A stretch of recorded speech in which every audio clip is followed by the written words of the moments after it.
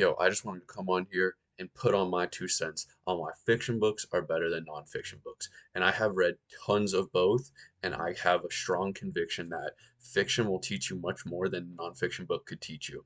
And my main reasoning for this is when you're reading a nonfiction book, it's so boring and it's so vague. These things, these lessons are so vague that you have a hard time understanding them. They're in such plain speak, and they just tell you these overarching values or lessons.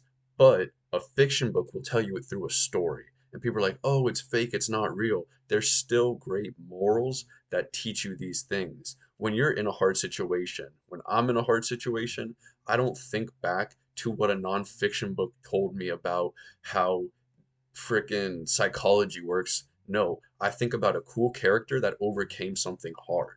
And I think there's this stigma as we get older, like, oh, you can't think in this manner. It doesn't make sense to me that we want to lose this creativity on purpose. Like these fiction books instill creativity and wonder in our head, and as we get older, we tell ourselves that's not necessary. So I'm gonna take a, a historical fiction quote to prove this fact, not prove this fact, but kind of support my claim. And it's on my Kindle. This thing is goated. So this is from the book Musashi. It occurred to Musashi that what an odd fact it was that most children could draw and sing for that matter, but they forgot to as they grow older. Perhaps the little bit of wisdom they acquired inhibited them. And this kind of goes to show that when we start becoming overly thoughtful, we lose this creativity. Like it kind of puts a shackle or a chain on it, tells us, oh, you can't do this. But why the hell not? Like this creativity that we had as a kid that made us a dreamer, we lose this as we get older, and then we lose that same ambition. Like what happened to you wanting to be an astronaut?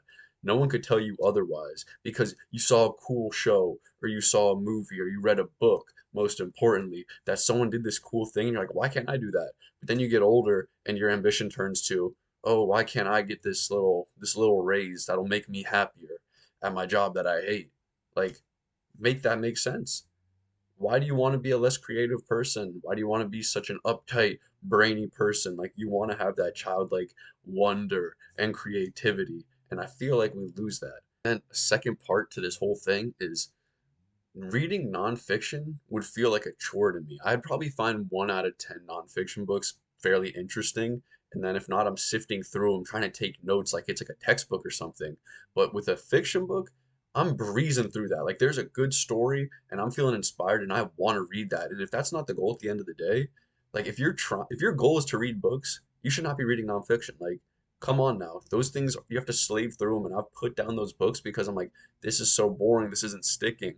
But you know what I've put down as a result of reading fiction books? My phone.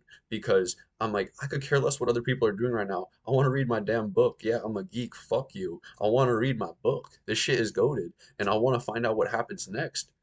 I want to see how the Count of Monte Cristo takes his revenge well thought out. You know? I'm trying to see how in Lonesome Dove, I'm trying to see Augustus Augustus McCrae take those cows to Montana. I'm trying to see him win over his girl. I'm trying to see him be a hero and kill Blue Duck. Like, come on, bro. This is like cool stuff, and you want to go there and read a stupid ass book about how to read faster, bro? Like, are you a nerd?